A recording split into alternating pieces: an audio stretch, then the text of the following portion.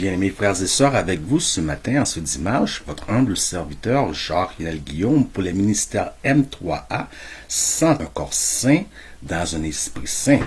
Ce matin, nous allons considérer un sujet très important, un sujet très intéressant, mais cependant, je vais m'arrêter uniquement sur les faits du Québec et j'espère que les gens de l'Amérique du Sud qui nous écoutent, les gens d'Europe ou d'Afrique qui se trouvent dans notre page, qui nous suivent sur notre page Facebook ou sur notre chaîne YouTube sauront appliquer les principes pour eux et non voir nécessairement le Québec. Donc, ceci dit, nous allons parler du plus grand génocide qui va se produire. Donc, pour parler du plus grand génocide qui va se produire, nous devons considérer les autres génocides. En plus, nous allons considérer la devise du Québec qui est celui qu'on appelle « Je me souviens ». Donc, ce n'est pas par hasard que le Québec a la devise « Je me souviens ». D'ailleurs, plusieurs nations, plusieurs pays, plusieurs provinces possèdent des devises. Je crois qu'au Canada, il n'y a que 2 provinces qui n'ont pas de devise. Mais toutes les provinces du Canada ont des devises, dont celle du Québec, je me souviens. Nous pouvons prendre par exemple aussi celui d'Haïti, qui est « L'union fait la force ». Donc, nous allons considérer la devise du Québec. Pourquoi le « je me souviens » Mais cependant, avant, nous allons courber la tête pour une courte prière. Éternel, notre Dieu, notre Père, Dieu d'Abraham, d'Isaac et de Jacob, encore une fois, je me remets entre tes mains. Je demande de permettre que ces lèvres bougent avec l'impulsion de ton amour et de ton Saint-Esprit. Au nom de Jésus, Amen. Bien-aimés, nous allons considérer ensemble le plus grand génocide de l'histoire. Et comme j'ai dit, la devise du Québec, je me souviens. Donc, avant de parler du plus grand génocide de l'histoire, nous devons considérer les antécédents. Y a-t-il eu des génocides dans l'histoire auparavant? La réponse, bien sûr, est oui. Prenons exemple, le génocide des Juifs, appelé la Shoah. Donc, c'est 6 millions de Juifs qui sont morts sous Hitler. Cependant, les gens voient uniquement les Juifs qui sont morts. Mais ce que beaucoup de gens ignorent, c'est que Hitler essayait de fonder un nouvel ordre mondial. Plusieurs personnes auparavant ont essayé de fonder un nouvel ordre mondial. Et comme il n'y a jamais eu de régime totalitaire, car il y a souvent un petit groupe qui représente la résistance, la rébellion, il faut donc éliminer un certain nombre de gens. Donc, pour créer un nouvel ordre mondial, il faut des gens, des citoyens pour ce nouvel ordre qui sont capables d'être obéissants au droit et à l'œil. Donc, certaines personnes, pour créer ce nouvel ordre mondial que Hitler voulait implanter, étaient donc inutiles. À ceci, on ajoute plus de 70 000 homosexuels. Nous ajoutons près de 7 000 témoins de Jéhovah. Nous ajoutons 250 000, c'est 1/4 de personnes handicapées en institution. Et vous allez voir quelle est l'importance des personnes handicapées, de nos vieillards. Et vous allez comprendre pourquoi la devise du Québec, je me souviens. Nous avons des Polonais, des Russes, des Soviétiques et des non-partisans qui sont morts lors de cette grande, cette tentative du nouvel ordre mondial de la Deuxième Guerre mondiale par Hitler. Trouvons-nous d'autres cas de génocide? Bien sûr, la traite négrière, donc l'esclavage des Noirs du 8e siècle jusqu'au 20e siècle. Donc ça, c'est ce que l'histoire nous rapporte. Mais si nous allons plus loin, encore plus loin que le 8e siècle, nous pouvons retourner jusqu'au temps de Moïse, qui étaient les vrais Hébreux israélites. Donc, je ne vais pas faire un débat là-dessus. Donc, je sais que ça va pouvoir être controversé. Mon but, ce n'est pas d'attirer la controverse ce matin. Mais, on va se concentrer du 8e siècle au 20e siècle. C'est 28 à 100 millions de Noirs qui furent amenés en esclavage. Qui furent amenés en esclavage, dont 1/4 de ces Noirs mourus. Donc, par génocide. Donc, c'est plus que la Deuxième Guerre mondiale. C'est plus que les 6 millions et les plus que Hitler a tués. Nous avons, entre autres, les enfants d'Israël déportés en Babylone. Donc, La déportation, c'est une chose. Ils ont été déportés parce qu'ils ont désobéi à l'ordre de l'Éternel qui a dit ne résistez pas aux Babyloniens. Donc, ils ont résisté, désobéi l'Éternel. Et en Ézéchiel 5, l'Éternel donne ce qu'on appelle un acted prophecy. Le acted prophecy est utilisé comme Éternel uniquement comme le seul moyen, après que l'Éternel a fait tout ce qu'il avait à faire. Il a donné tous les avertissements possibles. Lorsque le peuple fait fi de comprendre le message et d'obéir au message de l'Éternel, à la fin, l'Éternel envoie un dernier message qu'on appelle un acted prophecy. C'est une prophétie jouée. Une prophétie jouée. Et à la fin, lorsque le peuple fait fi de comprendre cette prophétie jouée, vient la destruction. Donc, en Ézéchiel chapitre 5, nous retrouvons le prophète Ézéchiel où l'Éternel lui dit, prends un ciseau de barbier, rase-toi la tête, ou un instrument de barbier, rase-toi la tête, lance-en un tiers dans l'air, chope-en un tiers, puis un tiers, mets-le dans le feu. Ce qui représente qu'un tiers de la nation serait dispersé en captivité. Un tiers serait brûlé par le feu et un tiers serait décapité. Ce fut un grand génocide de 605 à 586. Nous avons la destruction de Jérusalem en l'an 70.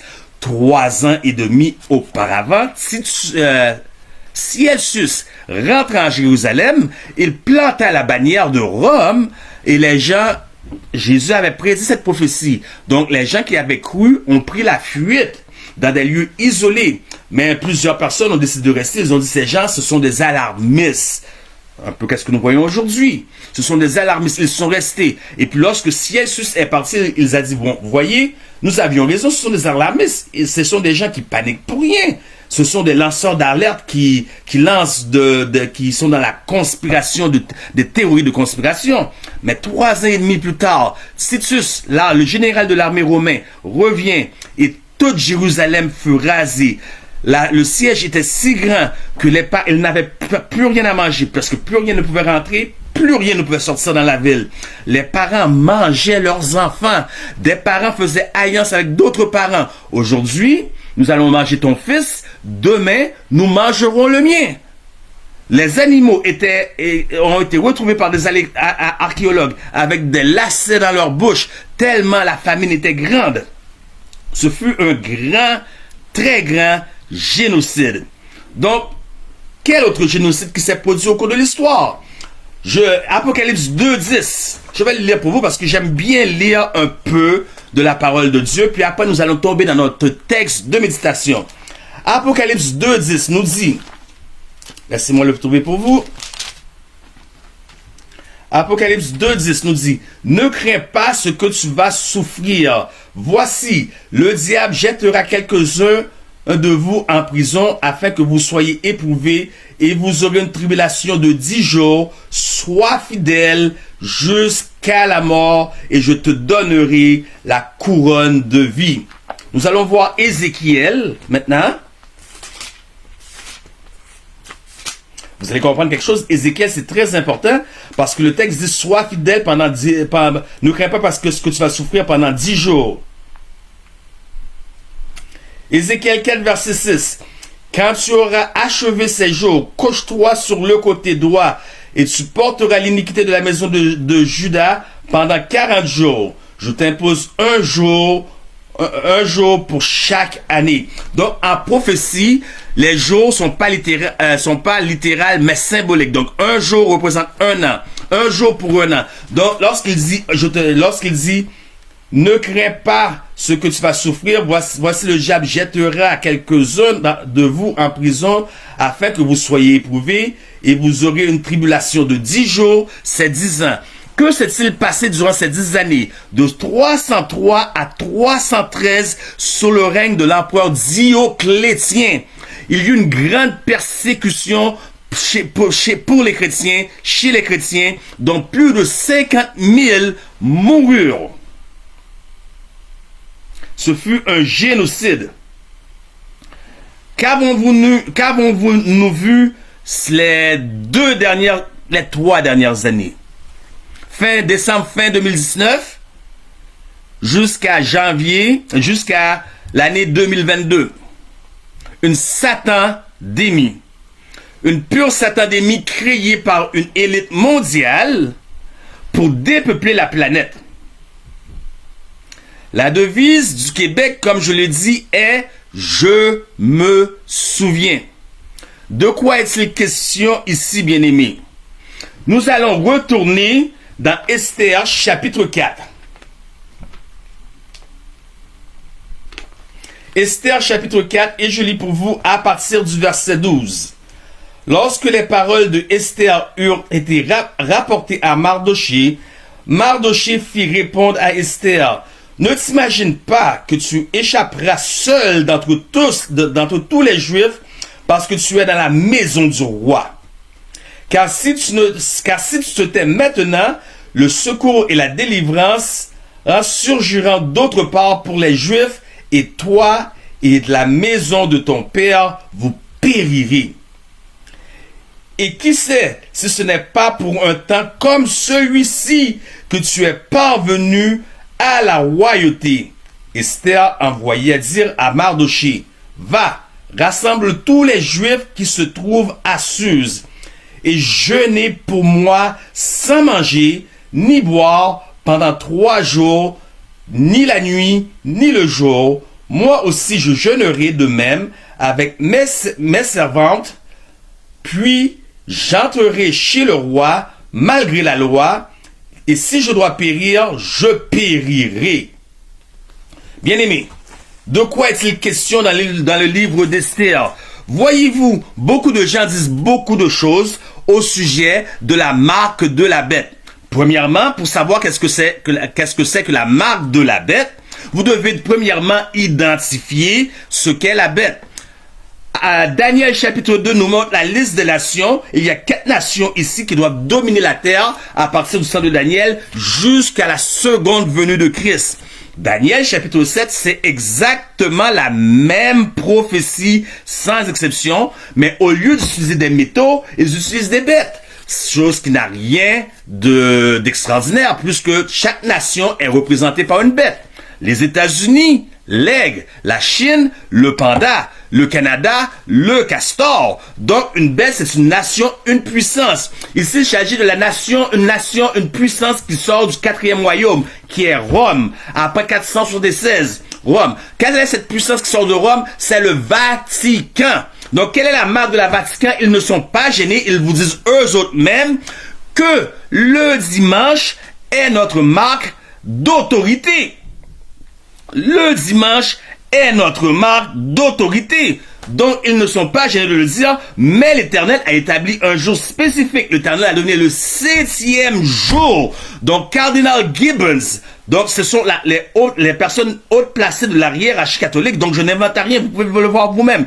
Cardinal Gibbons dit de sa propre bouche, vous pouvez sondez toute la Bible de la Genèse à l'Apocalypse, vous ne trouverez aucun verset autorisant l'adoration du premier jour. Les Écritures exigent l'adoration du 7e jour qui est le sabbat de l'Éternel. Le 7e jour, c'est le samedi, puisque nous savons, Luc 24:1, que Jésus étant ressuscité le premier jour qui est dimanche. Donc le dimanche peut pas être le 7e jour, c'est le samedi le 7e jour.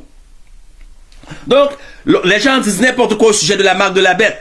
La marque de la bête se trouve dans l'Apocalypse 13, se réfère à l'adoration. Il fit que tous, petits et grands, riches et pauvres, libres et esclaves, fussent tués. Ceux qui n'avaient pas reçu et qui n'adorent pas la marque, le nombre de la bête et sa marque. Donc, il est question d'adoration. Vous ne pouvez pas prendre le texte hors de son contexte. Dans le livre d'Esther, puisque nous trouvons actuellement entre les chapitres d'Esther 3 et Esther 4, dans le livre d'Esther, un homme exige l'adoration. Rien de nouveau aujourd'hui. Puisque Satan, lui, ne va pas se présenter à vous, vous dire « adorez-moi », puisqu'il sait que vous n'allez jamais l'adorer. Donc, il le fait par proxy, ce qu'on appelle l'adoration par procuration. Il va mettre d'autres choses devant vous, afin que vous pouvez l'adorer. sans même vous en rendre compte. Donc, dans Esther, il est question d'un homme qui demande l'adoration et Mardoché, l'oncle d'Esther, refuse de se prosterner devant cet homme.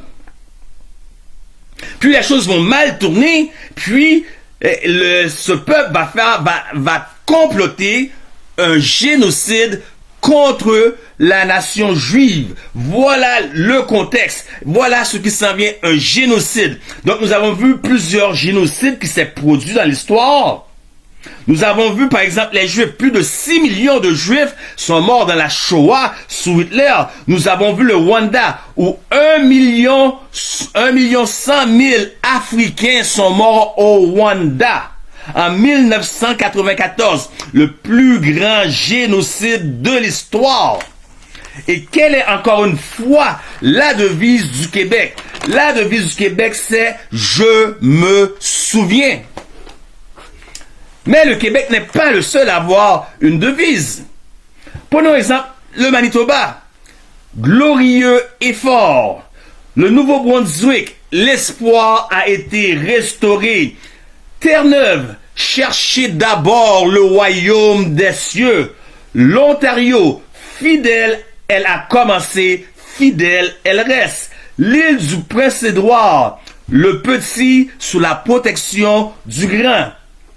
Et le Québec, encore une fois, je me souviens.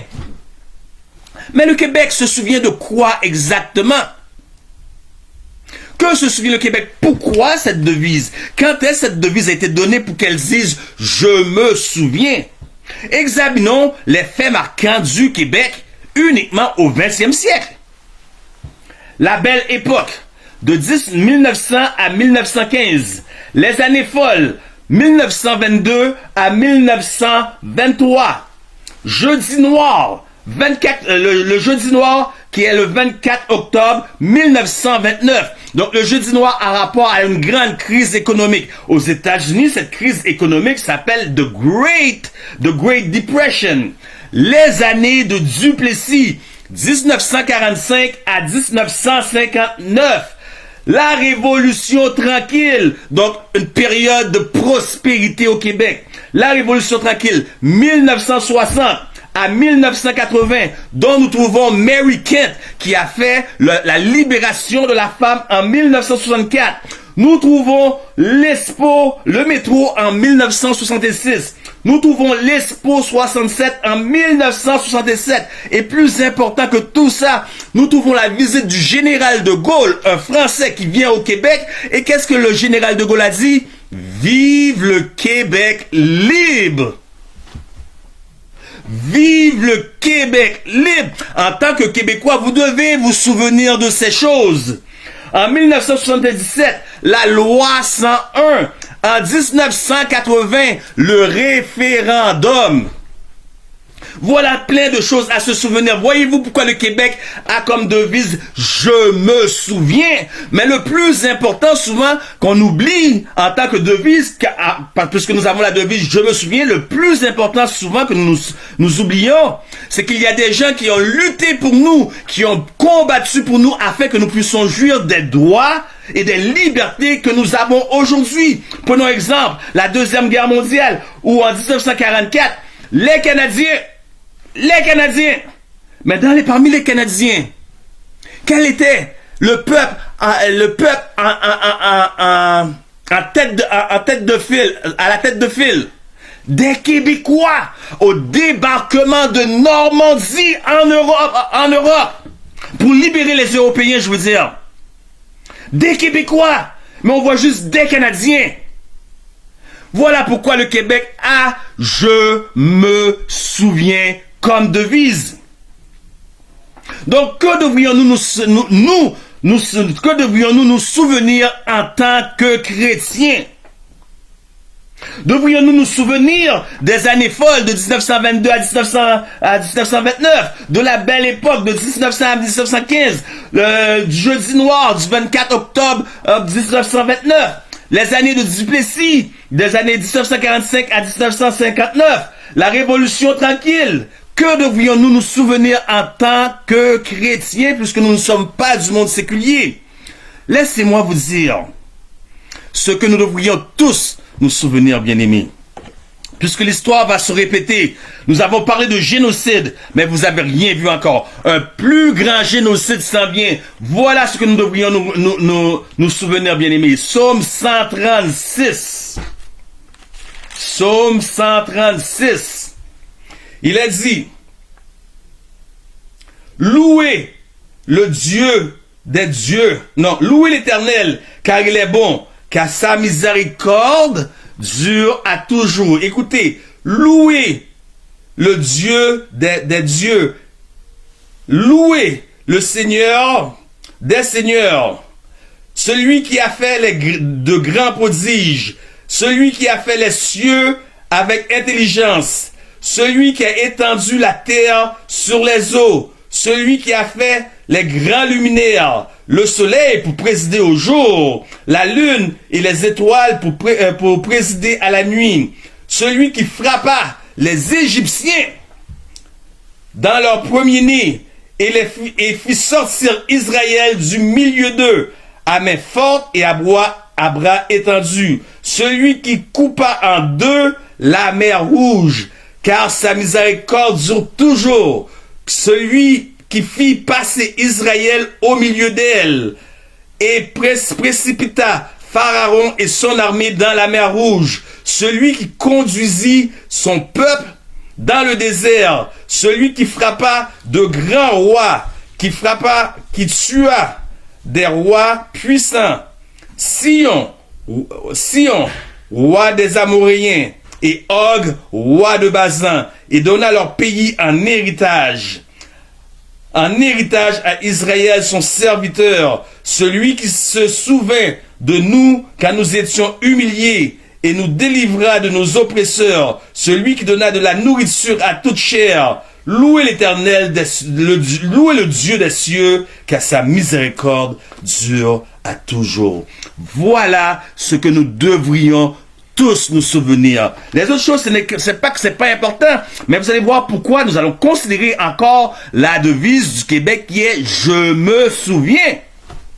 Bien sûr, moi, je préfère me souvenir des œuvres de l'Éternel des armées. Mais, si nous devrions prendre une machine à remonter dans le temps, je vous demande, dans quel temps aimeriez-vous vivre?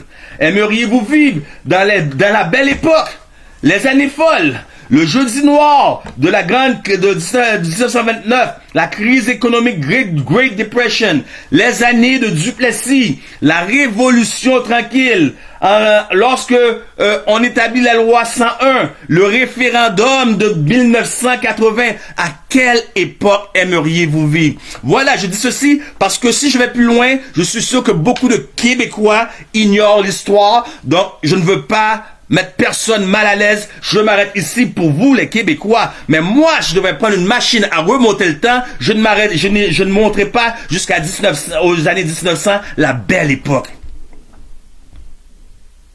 Je prendrai cette machine pour voyager dans le temps et je remonterai jusqu'à Adam et Ève. Et là, je verrai l'Éternel qui donne un commandement: du fruit de tout arbre tu peux manger, mais celui de l'arbre de la connaissance, tu ne dois pas toucher. J'irai jusque là. Et parce que moi, je dis, regardez dans quel état nous sommes à cause de la désobéissance de Ève. Cependant, aujourd'hui, à l'année le 15 janvier 2023, je regarde ma vie et je regarde toutes les arbres interdits de l'Éternel dans ma vie et je me dis, je ne suis pas mieux que Ève. À quoi me sert de remonter jusqu'au temps de Ève? J'aurais pas fait mieux. Continuerai mon voyage dans le temps et je remarquerai un homme, la sagesse d'un homme qui conçut des pyramides en Égypte. Excellent, extraordinaire, merveilleux. Je verrai même cet homme qui, après prend position pour les Hébreux et qui revient contre Pharaon après avoir été éduqué par Pharaon lui-même, par l'argent de Pharaon lui-même, qui revient contre Pharaon, choisissant de souffrir avec les Hébreux que de jouir d'un temps de plaisir pour une courte période. Puis je verrai cet homme qui dirige les enfants d'Israël et qui les fait traverser au travers de la mer Rouge à pied sec. Je dirais, wow! Cependant, je n'arrêterai pas mon voyage à cette époque. Je continuerai à voyager dans le temps. Et je verrai un homme du nom de Josué qui demande à l'Éternel de faire arrêter. Et grâce à la puissance de l'Éternel, il réussit à faire arrêter le soleil de sa course et la lune. Quel homme peut commander au soleil et à la lune, et le soleil et la lune l'obéissent? Donc c'est Josué 10, versets 12 à 14. Je n'invente rien. C'est extraordinaire. Et malgré la beauté de cette chose, je ne m'arrêterai pas là dans mon voyage. Je continuerai jusqu'au temps de Élie. Et là, je verrai un seul homme sur le mont Carmel contre 400 prophètes de Baal et 450 prophètes de Astarté. Tous les prophètes, il se tient seul. Aujourd'hui, c'est tellement difficile de se tenir seul. Il faut suivre la masse. Mais il se tient seul. Il dit, je me tiens seul dans l'obéissance de l'Éternel et les conséquences sont entre tes mains. Mais moi, j'obéis. Et voyant tout cela, je ne m'arrêterai pas là. Je verrai un homme du nom de Gédéon qui bâtit une armée de 32 000 soldats pour aller combattre contre une armée de 135 000 soldats. Mais l'Éternel lui dit, le peuple qui est avec toi est trop nombreux. Donc, il passe le peuple dans l'étau et le peuple descend à 300 hommes. 300 hommes pour aller combattre contre 135 000 soldats. Et Gédéon est vainqueur. Et malgré cela, je n'arrêterai pas mon voyage là. Je continuerai à voyager dans le temps. J'irai dans les années 1860 où un homme du nom de Abraham Lincoln, élu 2 fois en 1860 et 1864, fait arrêter la guerre civile et l'abolition de l'esclavage des Noirs en signant l'émancipation, la proclamation d'émancipation. Et pourtant, je ne m'arrêterai pas là. Ce qui va sembler étrange, ce qui va choquer beaucoup de personnes. Je vais me tourner devant l'Éternel Dieu et je vais lui demander, à l'instar de Martin Luther King Jr., si tu permets que je vive quelques années de plus dans le 20e siècle, dans le 21e siècle, je serai heureux. Voilà une déclaration bizarre à faire. Puisque dans le 21e siècle, nous avons la menace nucléaire qui plane sur notre tête. Nous avons un homme probablement atteint de cancer. Nous ne sommes pas sûrs du nom de Vladimir Poutine, qui est proche de la mort. Nous n'en sommes pas sûrs s'il est réellement atteint du cancer. Donc, il n'a plus rien à perdre. Du jour au lendemain, Vladimir Poutine peut peser le bouton et il a une bombe qui s'appelle Satan 2 assez puissante pour détruire la planète entière. Et les États-Unis ont plus de 25 mégatrons bombes assez puissantes pour donner, même après que les États-Unis soient complètement démolis, disparus de la carte, pour donner la réplique. Et vous dites, c'est dans cette époque-là que tu aimerais vivre. C'est étrange. Nous sommes guettés de tous bords, tous côtés, par des pandémies et des satandémies dans le 21e siècle. Jamais on n'avait vu de telles satandémies ainsi. On peut même plus se promener en sécurité dans les rues de Montréal. Des jeunes tuent des gens au hasard, choisis au hasard comme ça, comme le jeune qui a tué une autre personne dans une bibliothèque. À Toronto, 8 jeunes filles adolescentes de 13 ans à 16 ans, donc 3 avaient 13 ans, 3 avaient 14 ans et 2 avaient 16 ans, ont assassiné un vieux monsieur random comme ça. On n'est même plus en sécurité. D'ailleurs, moi-même, Jacques-Lionel Guillaume, votre serviteur qui vous parle, j'ai failli être assassiné au parc Émilie Gamelin, Métro Berry. Pourquoi? Parce que j'ai un ministère de la rue. Parce que les gens disent souvent, mais je comprends pas, il y a toujours quelque chose qui arrive avec ce gars-là. C'est facile qu'il vous arrive rien lorsque vous cachez derrière YouTube, derrière Facebook, derrière WhatsApp, pour faire que vos trucs que vous ne trouvez pas sur le terrain. C'est pas étonnant. C'est pas étonnant ce qui m'arrive. Donc, les gens là-bas au métro Berry, au parc Émilie Gamelin, c'est plein de vendeurs de drogue et de gangs de rue. Et ils me voyaient moi, ils disaient, c'est qui cet homme qui pose plein de questions? Ils m'ont pris peut-être pour un policier en civil. Ils m'ont encerclé tous avec des armes. C'est une femme que je connaissais, une vieille connaissance qui a dit, arrêtez, c'est un pasteur. 28 décembre au 2 janvier 2023, j'étais à l'hôpital entre la vie et la mort. Du poison fut trouvé dans ma nourriture. La poudre haïtienne vaudouisante. On n'est même plus en sécurité. Et tu dis, Seigneur, si tu m'accordes quelques jours, quelques années de vie dans le 21e siècle, je serai heureux. Es-tu tombé sur la tête, Lionel? Non, non.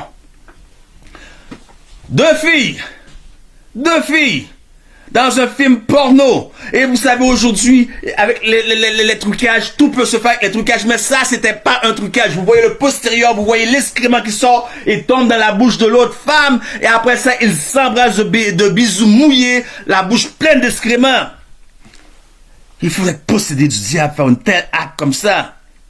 Des restaurants, je ne dirais pas le pays parce que je sais que j'ai plusieurs personnes qui m'écoutent de différents pays. Mais c'est en Asie. Ils font des burgers à base d'excréments humains. Il y a des autres endroits, ils font des bières à base d'urine humaine. Vous avez des plateaux de viande comme que vous avez au supermarché. Il y a certains pays aussi, où à place d'être un morceau de poulet, une poitrine de poulet, c'est un pied humain. Rien de nouveau sur la terre, puisque Monsanto lui-même, dans plusieurs des aliments de Monsanto, on retrouve des particules de chair humaine. Et vous croyez que c'est pas hasard? D'ailleurs, maintenant, la nouvelle mode, c'est des coquerelles, des insectes. Le beurre coûte trop cher, margarine coûte trop cher. Prenons de l'huile de coquerelle. Vous êtes mieux lorsque vous allez au magasin de lire les ingrédients. Voilà, le groupe The Calling, en 1974, The Calling, c'est pas C-A-L-L, c'est C-U-L-L, un groupe d'aristocrates et d'oligarques. On dit, les gens sont trop nombreux sur la planète, nos ressources sont limitées, il faut éliminer plus de gens que possible. Quels sont les gens? Ils ont dit, on va créer des morsures de couleuvres. Vous voyez le signe, parce que je ne peux pas dire le mot pour pas que la vidéo soit enlevée des médias sociaux, des réseaux sociaux. Par ces morceaux de couleuvre-là, nous allons éliminer premièrement le peuple noir. Puis, ce sera les Premières Nations. Après les Premières Nations, ça va être le peuple latino-américain. Ils sont trop nombreux sur la planète. Il faut éliminer le plus de gens possible sur la planète. Après ça, ça va être les gens qui ne servent absolument rien, qui ne peuvent pas contribuer. Handicapés, tel que Hitler a fait. Mais, ils ont changé leur fusil d'épaule. Savez-vous qui l'élite décide de tuer en premier? Les personnes âgées.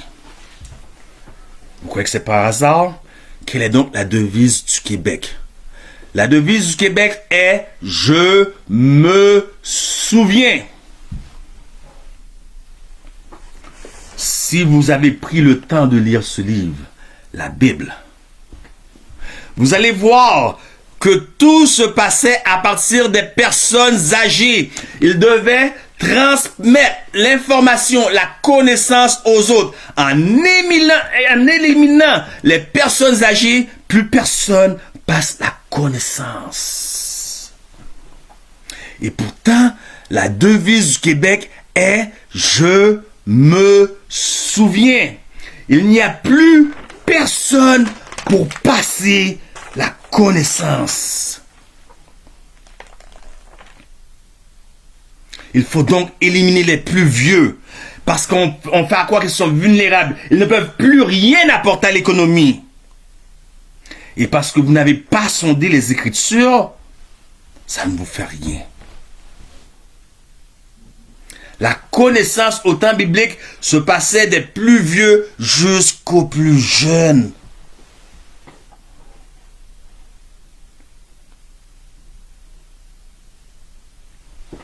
Donc, en tuant les plus vieux, la connaissance n'est pas transmise.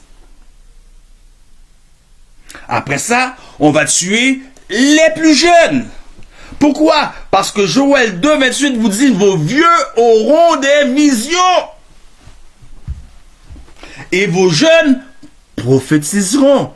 Qui reste-t-il? La classe moyenne.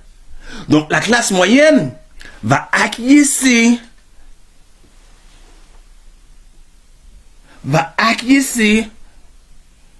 De sorte que il reste riches et grands, petits et pauvres, libres et esclaves. Apocalypse chapitre 13.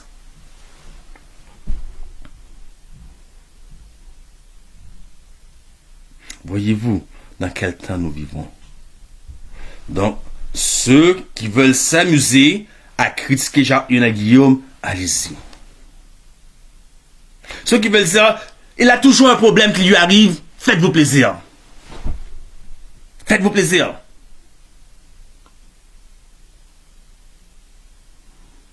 Moi, je me souviens.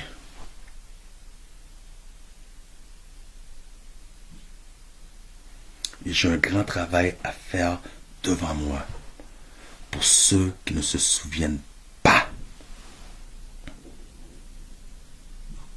Pas ceux qui ne se souviennent pas des belles époques, des années folles, de la Grande Dépression, des années de Duplessis, mais ceux qui ne se souviennent pas.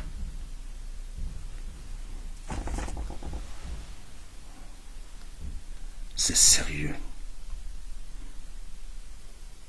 J'ai pas le temps de me séquestrer comme si j'étais membre d'une secte. Parce que je me souviens.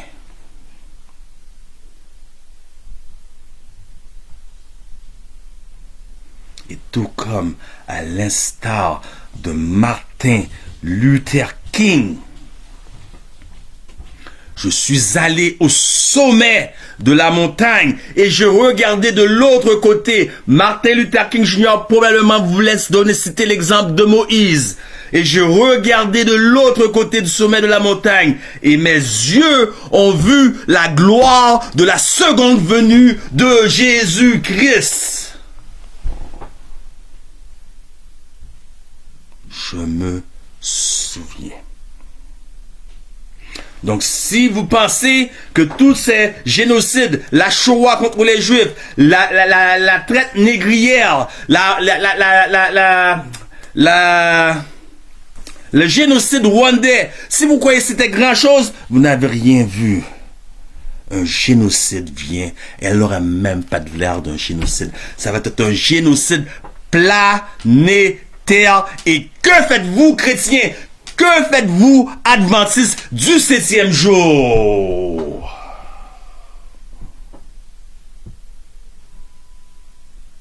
Que faites-vous?